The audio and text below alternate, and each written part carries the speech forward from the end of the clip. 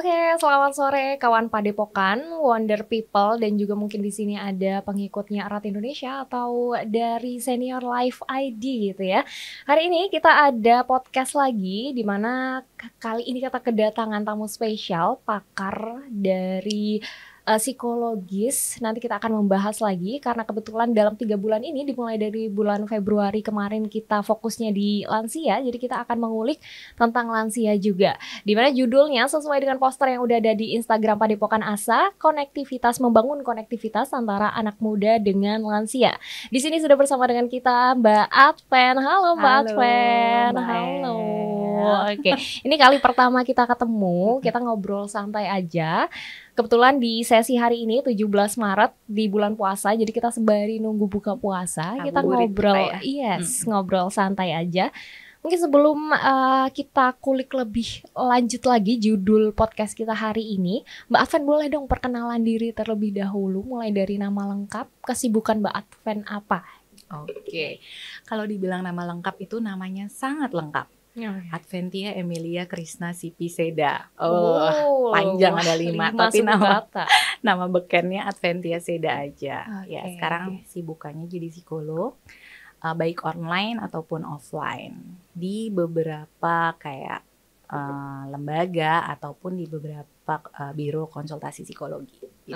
Oke, berarti tadi sudah disebutkan jadi seorang psikolog baik online maupun offline. Kalau secara online nih sebenarnya teman-teman, kita lebih kenalnya dengan Senior Life ID ya. Jadi sebagai dalangnya dari Senior Life ID. Jadi kita mungkin akan kenalan juga dengan Senior Life ID. Mbak Adven, mungkin boleh ceritakan Mbak Adven, Senior Life ID itu sebenarnya apa sih gitu. Latar belakangnya dibuat juga seperti apa? Oke, sebenarnya latar belakang dibuat Senior ID itu karena minat dulu sebelumnya. Jadi waktu itu saya sekolah ngambil untuk psikolognya, itu saya berminat secara khusus di gerontologi atau di lansia.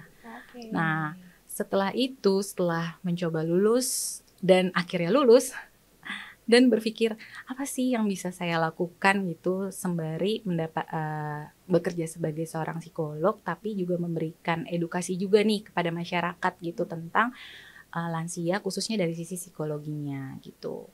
Jadi maka terbuatlah itu Senior Life yang baru saya buat dari tahun lalu untuk lebih pada media informasi tadi ya Mbak El. Jadi untuk memberikan informasi ini kepada masyarakat untuk supaya masyarakat juga lebih sadar dan aware. Jadi nggak cuma lansianya, tapi ternyata orang-orang yang bersama lansia ataupun orang-orang yang mendampingi lansia juga butuh untuk kesadaran akan kesehatan mental seorang lansia. Oke, berarti bermulanya karena tadi ada minat ya? Ada minat ya dulu. Oke.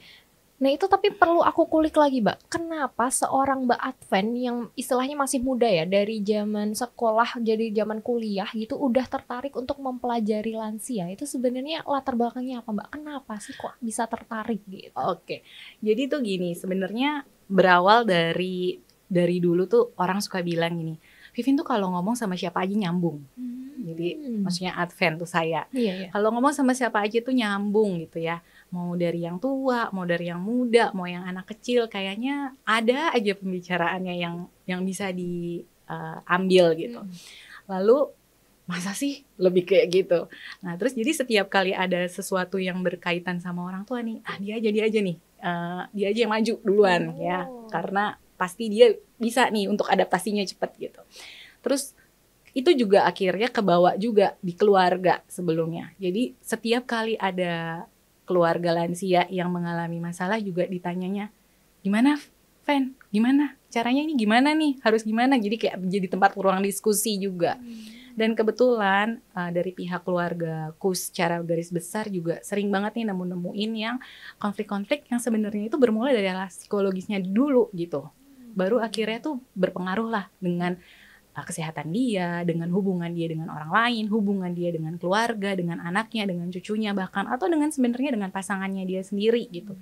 Jadi sebenarnya si psikologisnya lansia ini melebarnya tuh ke banyak hal gitu, yang tapi seringkali terlupakan atau seringkali tidak menjadi pusat perhatian karena mikirnya tuh kebanyakan lansia sakit, ayo kita ke dokter. Memang bener gitu ya. Secara fisik memang harus pulihkan terlebih dahulu juga, harus mendapatkan perhatian juga. Tapi kita jangan melupakan nih kalau ternyata ada sisi psikologis yang butuh perhatian juga gitu. Karena antara kesehatan fisik dan kesehatan psikologis itu tuh mereka tidak bisa dipisahkan satu sama lain gitu. Oke, berarti tadi ya latar belakangnya kenapa Mbak Adven kemudian tertarik untuk mempelajari karena memang dari dulunya lebih terbiasa ya komunikasi dengan orang lain, terutama lansia itu lebih mudah gitu ya. Jadi semakin tertarik untuk mempelajari. Dan tadi juga udah disebutkan juga bahwa tujuan dari Senior Life ID ini adalah untuk memberikan informasi seputar psikologis dari lansia ya, untuk membantu lansia, di mana kaum lansia ini kalau kita sudah sebutkan di Padepokan ASA dan yang sedang kolaborasi dengan Erat Indonesia juga, bahwa lansia itu kan termasuk kaum rentan ya. Jadi mereka tuh sebenarnya membutuhkan perhatian, dan Senior Life ID dari tahun 2019 ya berarti hadir sebagai media itu tadi. Oke, berarti kalau misalkan Senior Life ID ini bertujuan untuk memberikan informasi terkait psikologis lansia, berarti itu dihandle oleh Mbak Adven sendiri? Sejauh ini iya, gitu ya. Sejauh ini masih dihandle oleh saya sendiri di sela-sela ya, sambil buat belajar supaya sebenarnya untuk refresh juga terus-menerus gitu ya. Dan memang kebetulan karena waktunya juga dengan hal lain juga mungkin terbatas gitu ya, jadi sometimes mungkin tidak optimal di situ gitu, makanya butuh nih anak muda ya yang ikut serta untuk bantu dalam hal itu. Oke, dan mungkin ini salah satu cara juga di mana kita kolaborasi dengan Senior Life untuk menyampaikan juga pesan-pesan ke anak muda, gimana Padepokan ASA ya Mbak Adven kan anak-anak muda banyak ikut kegiatan bersama Padepokan ASA, mungkin ini juga bisa membantu mengenalkan Senior Life ke depannya gitu ya. Dan terus tadi kan disebutkan pengen nih anak muda juga terlibat gitu. Sebenarnya kenapa Mbak? Kenapa anak muda itu harus terlibat dengan isu-isu soal lansia, psikologis lansia? Emang kenapa sih? Oke, dari satu alasan umum aja dulu ya. Satu alasan umum yang sering digaung-gaungkan dan mungkin hampir semua orang sudah mengetahui gitu ya, bahwa kan populasi dari lansia sendiri itu kan kita meledak. Iya, banyak banget ya. Bahwa nantinya mungkin ke depannya itu akan masa lansia itu akan jauh lebih banyak gitu ya yang berada di lansia daripada yang usia produktifnya. Dan tidak menutup kemungkinan dari sekarang yang mungkin saat ini masih produktif akan akhirnya menjadi lansia juga gitu. Tapi kenapa sih kita harus mulai dari muda dulu gitu ya? Karena kesadaran untuk merawat lansia atau memberdayakan lansia itu harus dipupuk dari sedini mungkin sebenarnya, gitu ya. Karena tidak memudahkan membalik telapak tangan gitu ya, langsung ayo semua kita harus bersama-sama membantu memberdayakan lansia, enggak. Tapi kan itu harus dijadikan culture terlebih dahulu. Culture itu kan dipupuk pelan-pelan ya. Itu dimulai dari mana? Dari anak muda. Gitu. Biar mindsetnya lebih tertanam, dimulai dari usia dini. Betul. Gitu ya Mbak. Tapi menurut Mbak Adven sendiri, kalau gini deh, Senior Life itu kan base-nya di Jogja Mbak. Kalau menurut Mbak Adven sendiri, di Jogja sendiri, anak muda itu mereka kesadarannya untuk keterlibatan dengan lansia-lansia tuh udah seberapa besar sih Mbak sebenarnya? Kalau secara data sih saya belum pernah mencari secara khusus ya bagaimana keterlibatannya gitu ya. Tetapi saya melihat gitu dari berbagai komunitas mungkin sudah mulai ada kesadaran, memunculkan kesadaran akan hal tersebut gitu. Tapi juga nggak kita pungkiri bahwa banyak juga yang mungkin tahu tetapi tidak melanjutkan dari segi kepeduliannya, atau bahkan sama sekali tidak tahu tentang informasinya. Jadi mungkin dia udah peduli, tapi karena nggak tahu aja nih informasinya, jadi ruangnya juga dia mungkin tidak tahu harus kemana. Mungkin seperti itu. Tapi mau bagaimanapun mungkin dengan adanya Padepokan ASA ini gitu ya, kegiatan-kegiatan ini tuh menurut saya sangat bagus sekali gitu, karena ya itu menjangkau orang-orang yang sebelumnya dia tidak tahu, akhirnya dia jadi tahu dan akan jadi bisa wadahnya tuh tersalurkan harus kemana. Kalaupun nantinya dia tidak mau bergerak di bidang itu, kan kita tidak bisa paksakan juga. Tapi setidaknya dia punya kesadaran dulu nih bahwa ini penting loh untuk kita ketahui ini penting loh untuk kita sama-sama bergerak di sini gitu. Oke, jadi Senior Life ID juga sebagai bentuk memberikan awareness ya ke anak muda. Kalau ini tuh isu ini tuh sebenarnya penting, psikologis lansia itu penting. Ini juga sering disebutkan juga di Padepokan ASA bahwa setiap dari yang muda tuh juga akan tua gitu ya. Kenapa nggak kita tuh coba mempelajari supaya kita tahu gimana caranya juga gitu ya. Betul. Terus kalau tadi aku sempat bilang juga kan base-nya tuh di Jogja ya, Senior Life ID. Kenapa Jogja, Mbak? Kenapa Jogja? Karena saat ini sudah pindah ke Jogja. Mbak Adven domisilinya di Jogja gitu ya. Secara pribadi seperti itu gitu ya. Tapi di sisi lain sebenarnya Jogja itu adalah secara statistik adalah angka tertinggi usia lansianya di Indonesia gitu. Dari 8 provinsi Jogja itu berturut-turut secara 5 tahun itu angka tertinggi. Gitu. Kenapa di Jogja? Karena lansianya banyak banget di Jogja. Ada gitu. Banyak di Jogja. Angka tertingginya ada di Jogja. Seperti itu. Dari situ Mbak Adven juga memutuskan untuk aku di Jogja untuk fokus di bidang itu gitu ya Mbak. Nah kalau tadi kan peran anak muda juga fungsinya tuh kalau misalkan mereka udah tahu nanti harapannya mereka bisa beraksi. Nah kalau misalkan mereka yang pengen beraksi, mungkin ini teman-teman juga kalau yang butuh informasi-informasi nanti bisa ikuti juga ya Instagram dari Senior Life, kemudian Erat Indonesia dan Padepokan ASA. Barangkali nantinya ke depan kita ada kolaborasi bareng di mana kita tidak cuma sekedar memberikan informasi tapi juga kita praktik lapangan gitu ya. Erat Indonesia dan Padepokan ASA juga sudah beberapa kali Mbak melakukan kegiatan di Gunung Kidul gitu ya. Nah, terus sekarang aku pengen tanya Mbak, sejauh ini untuk Senior Life ID ini udah ada program yang melakukan program bersama anak muda dan lansia dikolaborasikan gitu, udah ada belum Mbak? Sejauh ini sih jadi Senior Life ID itu kan sejauh ini masih sebatas memberikan informasi yang dimana saat ini masih saya yang mencoba untuk memberikan informasinya gitu ya.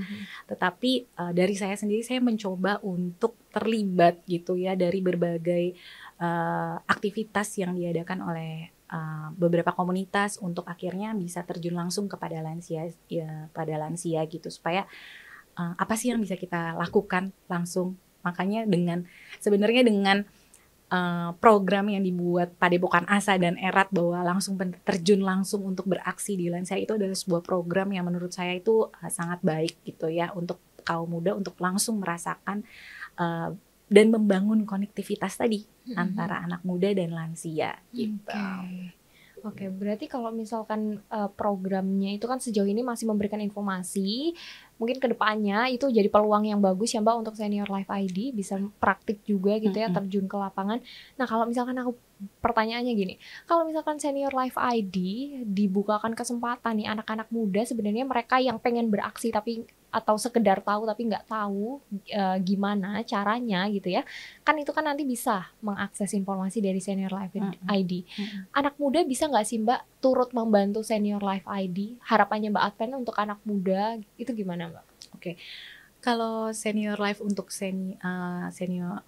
anak muda untuk Senior Life ID sendiri itu sih itu tadi ya, ikut serta bersama-sama kita untuk membagikan informasi, sharing knowledge pertamanya. Sharing knowledge baik untuk diri kita sendiri dan untuk keluar untuk orang lain yang akhirnya nanti kita bisa post, bisa buat sesuatu gitu agar orang lebih menjangkau banyak orang, lebih memahami tentang psikologis dari lansia itu sendiri. Untuk saat ini sih seperti itu.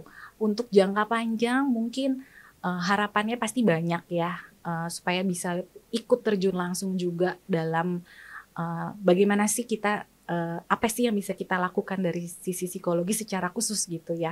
Karena sebenarnya secara psikologis itu yang paling penting itu kenapa di sini judulnya konektivitas. Karena konektivitas itu adalah kunci dari kesehatan psikologis lansia. Itu ya. Karena selain nggak usah jauh-jauh kita harus jadi punya terapi gitu ya, harus menjalankan terapi sesuatu secara psikologis khusus, enggak. Ternyata membangun konektivitas sedikit mungkin dari hal terkecil gitu ya, dari menyapa ataupun dari mengajak bicara, mengajak ngobrol gitu ya, itu aja tuh sudah memberikan dampak yang luar biasa untuk kesehatan mental maupun kesehatan fisik lansia. Karena ternyata kesepian pada lansia itu sama berbahayanya sama seperti kita kayak merokok 15 batang sehari.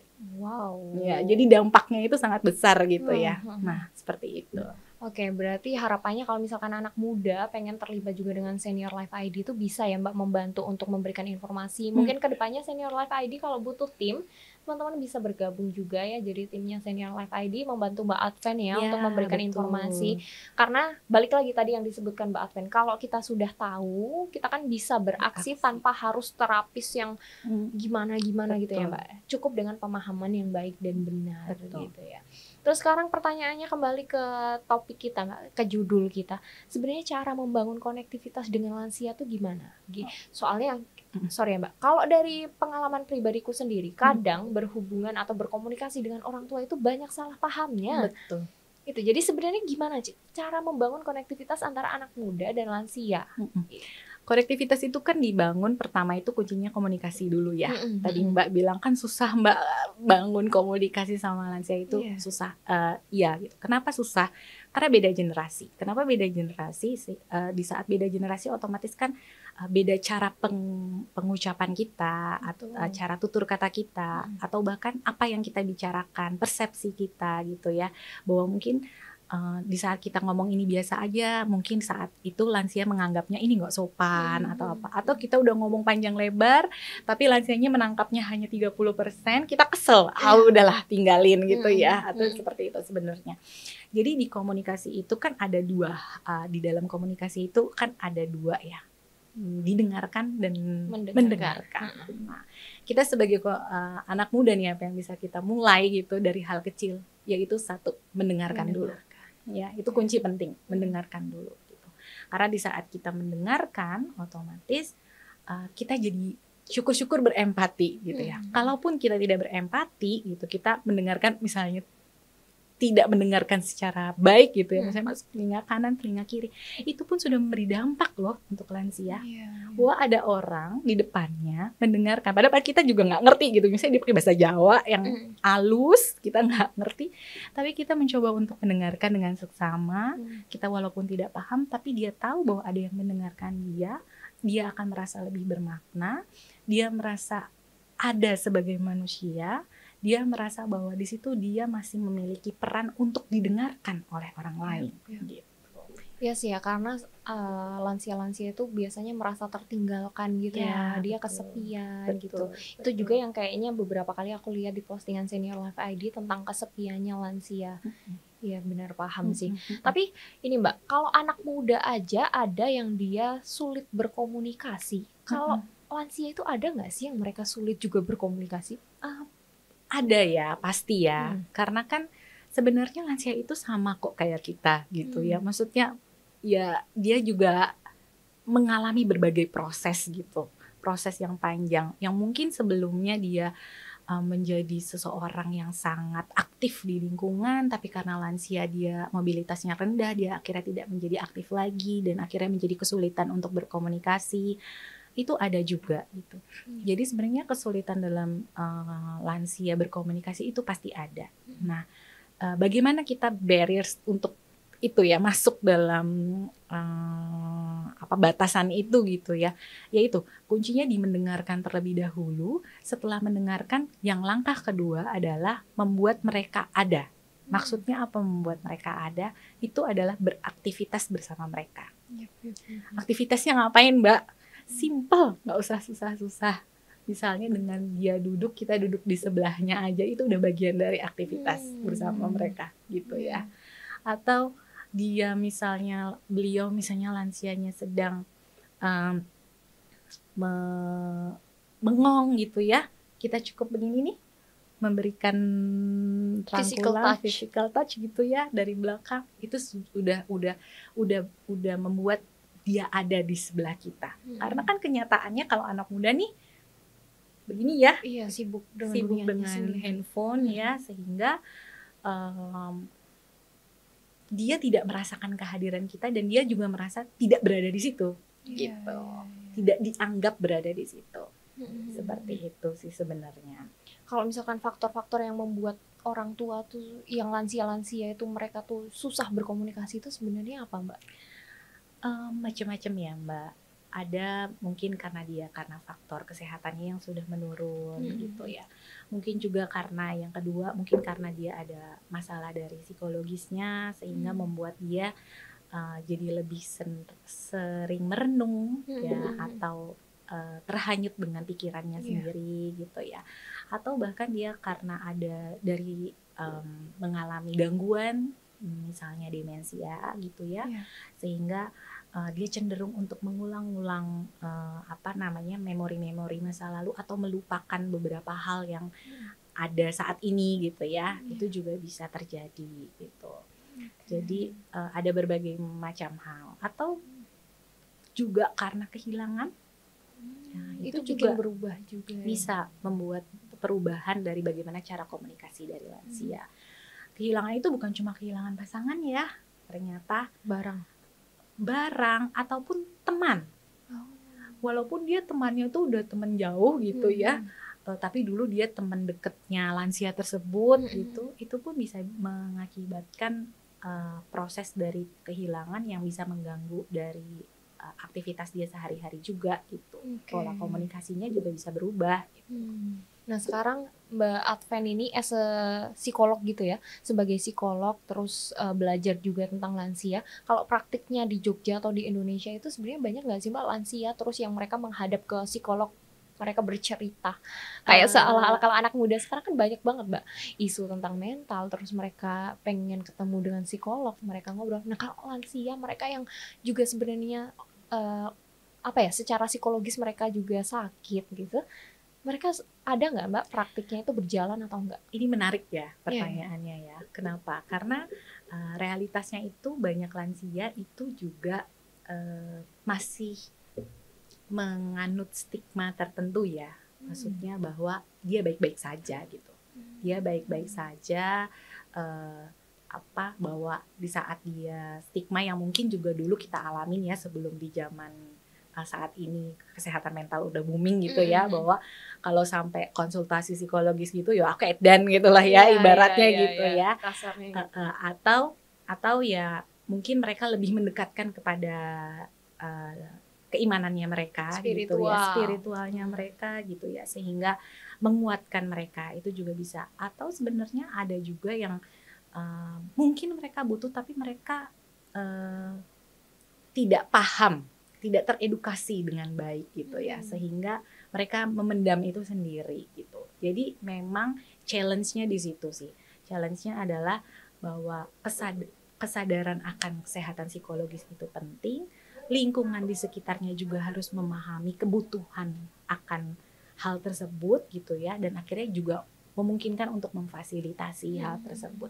Karena ini tuh terbukti bahwa di saat kita mengunjungi lansia gitu ya, entah yang di panti werda atau entah yang lansia hidup sendiri atau tidak pernah dikunjungi, kalau nanti Mbak El terjun langsung mungkin ya, saat kita bertemu pasti dia menceritakan banyak hal gitu ya, yang seakan-akan tuh sudah dipendam, dan dia sepertinya mengeluarkan itu bisa berjam-jam. Kalau misalnya Mbak El punya banyak waktu tuh bakalan cerita terus ya. Nah itu kan sebenarnya adalah suatu kebutuhan. Bisa karena dia kesepian, akhirnya dia membutuhkan orang lain. Tapi sebenarnya kalau kita lihat secara psikologis juga mungkin aja sebenarnya kebutuhan dia sudah tahap pada misalnya gangguan gitu. Tapi sebenarnya karena orang lingkungan sekitarnya tidak sadar akan hal tersebut, atau dia sendiri juga tidak teredukasi sehingga tidak ada pemahaman itu, jadi ya terhiraukan begitu saja gitu, tanpa adanya penanganan lebih lanjut gitu. Makanya seringkali kesehatan mental ataupun penanganan terhadap lansia itu secara khusus masalah-masalah psikologisnya secara khusus itu kurang terperhatikan gitu ya, kurang tidak seperti masalah-masalah mental yang lain gitu ya, ibaratnya gitu. Padahal sebenarnya mereka banyak banget masalah mentalnya gitu. Dengan angka yang udah segitu tingginya ya lansia, mereka juga punya sebenarnya punya permasalahan terkait psikologis tapi mereka nggak tahu mungkin ya caranya, belum terpapar. Nah itu kan jadi salah satu challenge Mbak Adven juga sebagai psikolog gitu. Nah terus caranya Mbak Adven untuk mengatasi challenge itu gimana Mbak? Itu ya, satu door to door. Kedua yang bisa saya lakukan selain door to door adalah edukasi, sharing informasi. Ya inilah fungsinya anak muda gitu. Karena dengan anak muda itu aware dengan ternyata mbahku itu memungkinkan loh mengalami gangguan psikologis gitu ya. Ternyata mbahku tuh butuh loh pendampingan lebih lanjut gitu. Itu dia fungsinya anak muda kan. Transfer knowledge-nya jalan gitu ya. Terus bisa lebih memperhatikan si lansianya gitu. Lansianya juga teredukasi juga akhirnya. Ternyata begini kalaupun dia ngerti. Atau sebenarnya saat dia bilang ternyata begini, dia juga nggak ngerti gitu ya. Tapi setidaknya orang di sebelahnya ini, samping-sampingnya ini tuh bisa jadi sumber daya untuk si lansia ini gitu. Iya, beliau yang sebagai lansia juga merasa diperhatikan merasa ada gitu. Oke. Nah, sebenarnya ini aku penasaran juga Mbak. Kenapa kemudian Mbak Adven ini tertarik, ini kan tadi udah disebutkan ya di awal karena memang tertarik dengan isu lansia gitu. Tapi aku pengen mendalami lagi, tertariknya ini sebenarnya karena apa Mbak? Apakah di lingkungan Mbak ini lansia-lansianya juga kebetulan ada nih yang Mbak Adven kan belajar psikologis, terus Mbak Adven mengamati sekitar, kayaknya lansia ini tuh sebenarnya kayak gini, terus aku pengen ada untuk mereka. Apakah itu terjadi juga di Mbak Adven atau Mbak Adven gimana nih proses tertariknya dengan lansia? Sebenarnya proses tertarik awal itu sebenarnya ada di lingkungan saya gitu ya. Ada suatu konflik gitu, di mana konflik tersebut itu erat kaitannya dengan secara psikologis. Tapi hal itu tuh karena kita tidak aware gitu, sehingga kita cenderung membuat konflik itu tuh menjadi besar ya. Besarnya gini, menyalahkan lansianya, menuntut lansianya untuk memahami kita gitu ya, ataupun bahkan menuntut diri kita sendiri untuk dipahami lansia ya. Jadi di saat lansia nggak mengamini, kita menganggapnya dia akhirnya dia nggak baik sama kita atau apa gitu. Tapi sebenarnya kita juga harus menurunkan ekspektasi dan standar kita nih terhadap lansia gitu ya, bahwa lansia itu tuh sudah terbangun karakternya itu udah dari muda sampai dengan tua. Lalu kita tiba-tiba memaksa dia untuk berubah secara karakter. Ya.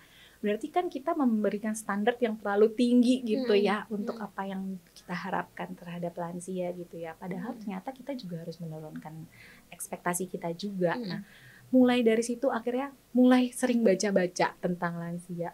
Ternyata dinamikanya tuh cukup banyak ya gitu yang harus diketahui gitu, dan ternyata sangat beragam gitu, dan dampaknya tuh sangat besar, nggak cuma untuk lansianya sendiri, untuk keluarga, untuk lingkungan dia, untuk bahkan bagaimana dia ke lingkungan sekitarnya gitu ya, bagaimana dia ke peer-nya gitu. Jadi sebenarnya cukup banyak juga dampaknya. Berarti dimulainya memang dari lingkungan sekitar Mbak Adven sendiri, memang ada permasalahan itu, kemudian menjadi tertarik ya Mbak. Oke, berarti sekarang aku pengen tanya nih Mbak, kalau misalkan itu kan fungsinya anak muda untuk biar mereka tahu pengetahuannya, mereka tahu cara memperlakukan lansia, kemudian besok kalau dia lansia juga setidaknya mereka sudah teredukasi gitu kan ya.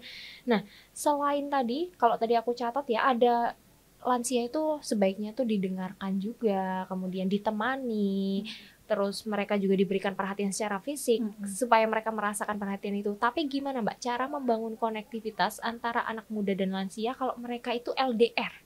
Nah itu dia. Jadi kalau LDR itu sekarang itu kan udah komunikasi itu udah melalui online semua ya. Dan apakah efektif? Ternyata efektif banget gitu. Dan ternyata saya juga melakukan penelitiannya secara khusus gitu ya. Jadi ternyata konektivitas melalui virtual itu signifikan kok mempengaruhi kebahagiaan lansia. Video call, telepon telepon apapun itu ya. terjadwal, misalnya ya kita menjadwalkan seminggu sekali kita telepon atau seminggu sekali video call gitu ya. Itu ternyata membangun kebahagiaan lansia, bahwa lansia itu merasa bahwa orang-orang di sekitarnya tetap memperhatikan dia gitu. Jadi kita juga jangan menutup mata dengan teknologi yang ada ya gitu ya. Tapi memang tidak dipungkiri teknologi itu juga bisa membangun hal yang negatif untuk lansianya. Contohnya gimana Mbak? Ya, sering ya kita temukan kalau lansia itu sekarang udah ada beberapa yang aktif Facebook, ya, Instagram, Facebook gitu ya. Dan terkadang itu dimanfaatkan oleh orang-orang yang tidak bertanggung jawab sebagai bagian dari konektivitas. Sebagai contoh, di chat, saya kesepian gini, wah lansianya seneng nih, wah ada yang kesepian gitu ya, saya mau membantu ibaratnya atau apa, tapi sebenarnya itu adalah scam gitu ya. Jadi hal-hal yang seperti itu gitu. Jadi selain lansia juga diberikan teknologi, ternyata lansia itu juga harus diedukasi penggunaan teknologinya, agar yang tadinya teknologi ini bisa dimanfaatkan untuk komunikasi dengan keluarga dan menjalin konektivitas itu tidak disalahgunakan juga untuk orang-orang yang tidak bertanggung jawab. Iya ya, berarti walaupun sebenarnya teknologi membantu, tapi itu bisa jadi dua mata pisau yang berbahaya juga ya. Betul. Oke. Nah, sekarang ini bukan masalah genderisasi Mbak, cuman aku ini melihat dari lingkungan sekitar aku sendiri ya. Kalau dari keluarga aku sendiri lah misalnya, lansia-lansia atau orang-orang yang sudah dewasa berumur gitu, laki-laki dan perempuan itu pola komunikasinya beda Mbak. Yang laki-laki itu cenderung mereka diam, memendam, sedangkan yang perempuan mungkin lebih ekspresif gitu. Cara membangun konektivitasnya biar sama gitu gimana Mbak? Iya. Biar adil gitu. Oke. Biar adil itu sebenarnya simpel sih Mbak. Ini saya berpengalaman juga ya. Jadi ini kita sharing aja ya. Jadi ceritanya itu si Mbah itu adalah udah masih ada cewek dan cowok. Sejauh ini yang cewek ini yang selalu ditelepon dan ngobrolnya lama. Ya, karena lebih ekspresif, lebih menceritakan A sampai Z gini. Sampai terkadang si Mbah cowok ini terlupakan untuk diberikan ruang untuk bercerita tuh terlupakan gitu ya. Cuma ditanya sehat, ini udah makan sudah gitu ya, tapi udah lebih ngobrolnya sama ini. Dan ternyata hal ini itu membuat kecemburuan. Bisa cemburu juga? Kecemburuan bahwa anak-anaknya lebih dekat dengan yang ini. Yang jadi ini akan berdampak bahwa si Mbah cowok gitu ya akan berdampak bahwa saya tidak didengarkan lagi. Ya, saya tidak dipedulikan lagi. Ngomong aja sama si Mbah Putri gitu ya. Jadi lebih seperti itu. Dan yang saya ambil dari hal tersebut dengan sesuai dengan pertanyaannya Mbak El, bahwa ternyata walaupun cowok itu dibilang Mbak El dingin, diam, mereka juga perlu ruang loh Mbak untuk didengarkan gitu ya, perlu ruang loh untuk dibiarkan bercerita gitu, walaupun mungkin cara kita untuk menanyakannya dengan cara yang berbeda. Mungkin kita kalau udah nanya, Mbah gimana hari ini, yang Mbah Putri bisa A, B, C, D jelasin gitu tanpa kita kasih pertanyaan lanjut ya. Tapi mungkin Mbah yang cowok gimana? Oh tadi misalnya ada orang datang, udah. Oh orang datangnya ngapain? Mungkin kita butuh pertanyaan lanjutan, follow up gitu. Jadi sebenarnya lebih pada pendekatannya sebenarnya memang berbeda, tapi sebenarnya ruang yang dibutuhkan itu sama. Berarti walaupun laki-laki atau perempuan tuh mereka sebenarnya pengen didengarkan juga. Balik lagi karena kaum lansia itu juga kaum rentan. Mereka tuh kadang juga bingung ya Mbak ya, pengen menyampaikan seperti apa. Jadi memang butuh dari anak-anak mudanya gitu ya untuk memancing gitu ya. Memberikan ruang yang aman untuk mereka gitu. Nah, terus kalau tadi aku udah ngobrolin masalah gimana caranya, terus gimana tadi kalau misalkan ada kesulitan komunikasi gitu ya, biasanya Mbak ciri-ciri kalau misalkan lansia ini mereka tuh pengen komunikasi tapi mereka tuh nggak tahu gimana caranya untuk reach out anak-anak muda tuh biasanya gimana sih Mbak? Pingin komunikasi tapi nggak tahu itu biasanya pasti muncul di awal itu adalah kesehatan fisiknya pasti terganggu gitu ya. Karena seperti tadi saya bilang, konektivitas itu adalah kunci utama juga sebenarnya dalam kesehatan gitu ya, baik fisik maupun psikologis. Pasti fisiknya terganggu karena sebenarnya psikologisnya juga sudah terganggu gitu ya, karena kurangnya konektivitas itu tadi gitu ya. Karena selama dia tidak berhubungan dengan orang lain itu menjalarnya ke banyak hal gitu. Nggak cuma kesepian, bisa sampai dengan depresi yang terparah gitu ya, atau bahkan bisa sampai dengan mungkin dari isolasi sosial yang dia lakukan dan dampaknya ke berbagai macam penyakit mental yang lainnya gitu. Karena ternyata juga mungkin ini fun fact juga ya, bukan fun fact sih sebenarnya, ini kenyataan juga sih, di penelitian juga sudah ada gitu ya, orang yang sering lansia yang sering menjalin koneksi dengan sosial gitu ya, mau dengan peernya ataupun dengan yang lebih muda gitu ya, ataupun di dalam komunitas atau dimanapun juga, itu ternyata bisa mengurangi penurunan fungsi kognitifnya. Jadi kalau fungsi kognitif lansia itu kan bisa turun gitu ya. Nah, ini bisa kita kurangin gitu. Semakin dia aktif gitu, semakin dia berkomunikasi dengan orang lain, semakin dia diberdayakan gitu ya. Itu bisa mempengaruhi fungsi kognitifnya ternyata juga dampaknya. Menarik, berarti ciri-ciri lansia yang sebenarnya mereka pengen komunikasi tapi kesulitan itu kelihatan dari fisiknya juga ya. Pasti udah ngeluh-ngeluh. Udah ngeluh-ngeluh pusing ya, kalau misalnya dia bisa mengeluh sama orang lain ya, atau dia sudah ngeluh-ngeluh sakit ini, nah itu harus ditanda-tanda tuh ya. Sebenarnya dia juga butuh kok, selain karena fisiknya, pemulihannya tuh dia juga butuh adanya kehadiran dari orang lain. Psikologisnya juga perlu diperbaiki gitu ya. Karena kalau aku lihat dari postingan Senior Life ID juga teman-teman ini, bahwa kesehatan mental itu sebenarnya sebanding dengan kesehatan fisik dan begitu pun sebaliknya gitu ya Mbak. Itu tidak bisa terpisahkan. Nah, terus kasusnya gimana Mbak kalau dengan lansia soliter? Mereka kan sendiri nih. Terus mereka kalau pengen ngeluh, pengen didengarkan atau sakit tapi nggak ada yang tahu, terus gimana? Nah itu dia ya yang jadi tantangan juga ya bagi lansia soliter ya. Terkadang kan mereka terabaikan. Tapi kita juga jangan melupakan bahwa ternyata si lansia ini juga ada yang namanya resilient juga loh gitu ya. Mungkin selama ini dia masih punya ketahanan diri yang cukup kuat untuk menyelesaikan segalanya sendiri karena terbiasa dari dulu sendiri atau dari muda sendiri gitu-gitu. Tapi dengan ketahanan diri yang dia miliki bukan berarti kita harus membiarkan dia dan tidak menjangkau dia gitu ya.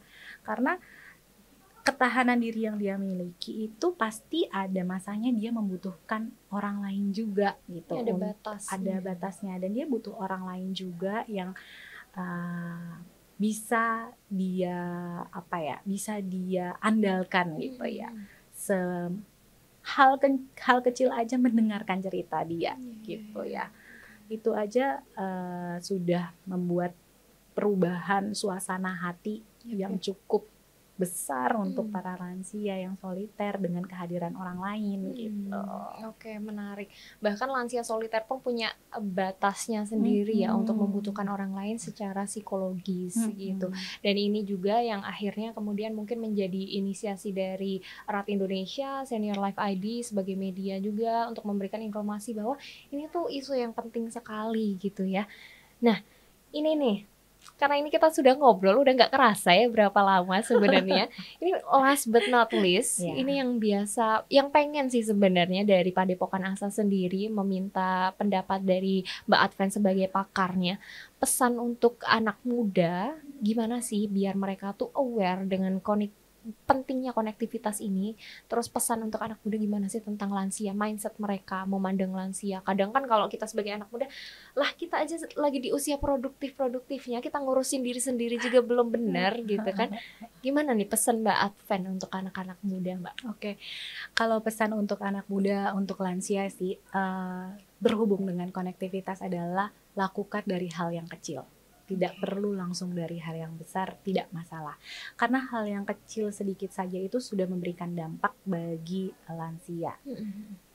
Sebagai salah satu contoh yang dari tadi saya katakan, yaitu cobalah untuk mendengarkan lansia. Itu saja sudah cukup membuat lansia ada, membuat lansia merasa didengarkan, membuat lansia merasa bahwa dia masih memiliki peran Yap. Gitu. Oke, itu dia pesan untuk anak-anak muda ya teman-teman. Itu mungkin bisa diperhatikan, itu bisa jadi motivasi juga.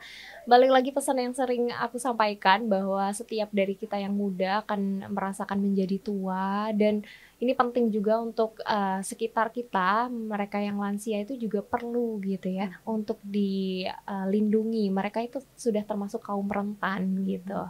Dan mungkin ini juga menjadi informasi tambahan lagi untuk teman-teman yang pengen belajar ya informasi tentang psikologis lansia, mungkin bisa pelajari juga lewat Senior Life ID, di mana di baliknya ini ada seorang yang luar biasa yaitu Mbak Adven, di mana kepedulian Mbak Adven ini tentang psikologis lansia itu perlu kita bantu juga. Ini juga perlu apa ya Mbak? Istilahnya kerjasama banyak pihak untuk melakukan perubahan. Karena ini ngaruhnya barangkali dimulai dari Senior Life ID yang desk-nya di Jogja, ini bermanfaat untuk Indonesia, dan semakin kedepannya Indonesia sosialnya juga akan lebih bagus gitu. Amin. Ya Mbak. Iya, harapannya kayak gitu ya. Seperti itu. Oke, mungkin itu aja. Ada lagi nggak pesan dari Mbak Adven untuk anak-anak muda? Sudah cukup ya. Oke, sudah cukup itu. Kembali lagi bahwa konektivitas anak muda dan lansia itu penting. Betul. Itu salah satu hak dari lansia juga ya sebagai manusia. Hak asasi mereka juga sebenarnya itu tadi dilindungi, dan kita sebagai anak muda yang masih berdaya mungkin kita bisa berperan di dalam hal itu gitu ya Mbak.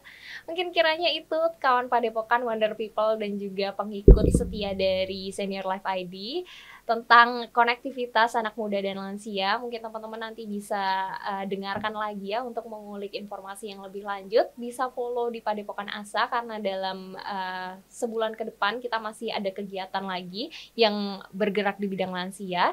Dan Senior Life ID yang tadi memberikan informasi tentang lansia, dan juga Erat Indonesia yang sering melakukan kegiatan langsung untuk menjangkau lansia-lansia yang ada di Yogyakarta gitu. Thank you so much Mbak Adven untuk kesempatannya. Sampai jumpa di lain kesempatan. Selamat sore.